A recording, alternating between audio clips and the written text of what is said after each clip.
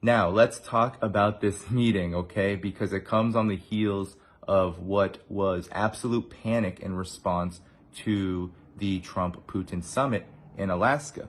And why was there panic? Well, it mostly came from the collective West in the form of European leaders who ended up forming a dream team, according to Politico, in order to confront Donald Trump alongside Zelensky. Now, Zelensky was supposed to just go to this meeting at the White House on his own, but European leaders were not having it. And so the panic ensued because Vladimir Putin came into Alaska with a very strong hand. We have to be honest about this. A lot of people want to give Donald Trump credit.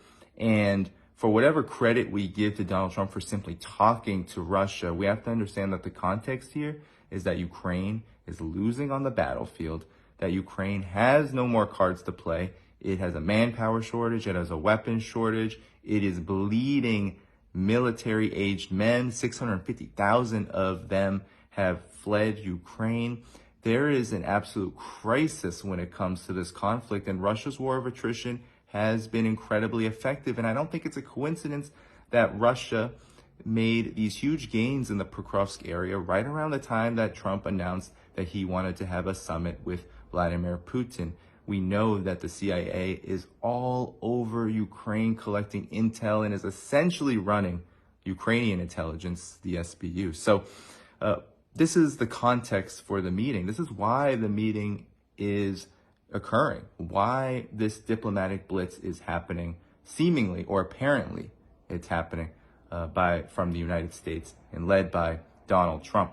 So who came to the meeting? Well, it was the dream team, as Politico said. Keir Starmer, Ursula von der Leyen of the EU Commission, Keir Starmer of the UK, French President Emmanuel Macron, Mark Rutte, Trump's son, the NATO General Secretary. We had Giorgia Meloni from Italy, German Chancellor Friedrich Merz, and Alexander Stubb of Finland, the newest member of NATO, or one of the newest members of NATO. So this dream team came together because they wanted to confront Trump as a united front in order to push something very critical that we have to talk about, which in my estimation is a huge sticking point for Russia and has been since essentially the beginning of this conflict.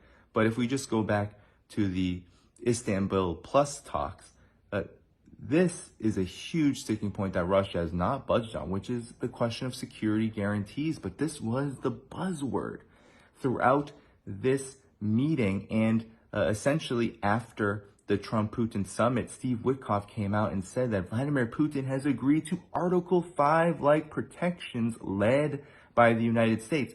Russia has not confirmed that it is in agreement with so-called security guarantees, and it's not clear what these are going to look like.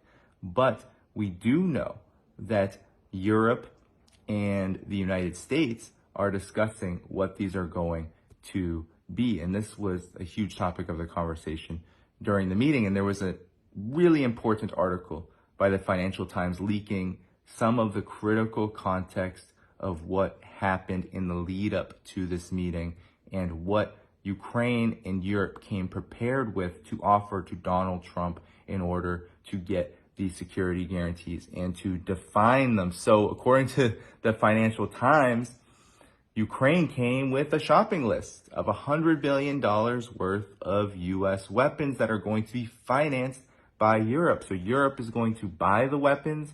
The U.S. will provide the weapons, sell the weapons. And Donald Trump was very, very, very keen, very important, very keen on framing it as the United States is not giving weapons, it is selling weapons as part of this settlement with Russia. Donald Trump offering $50 billion worth of drone contracts to U.S.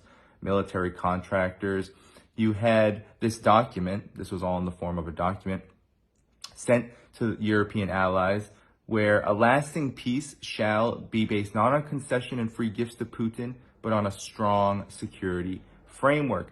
And Ukraine is demanding more Patriots, 10 exact, and it is ruling out and saying that there's not going to be any territorial concessions to Russia. And there has been some imagery of Vladimir Zelensky showing Trump a map and supposedly saying this is who exactly controls these areas, and Ukraine shouldn't be forced to give up anything. So Ukraine is also requesting full compensation from Russia for the conflict and referencing the $300 billion worth of Russian frozen assets that were stolen from the Russian Federation at the beginning of this conflict by Western financial institutions.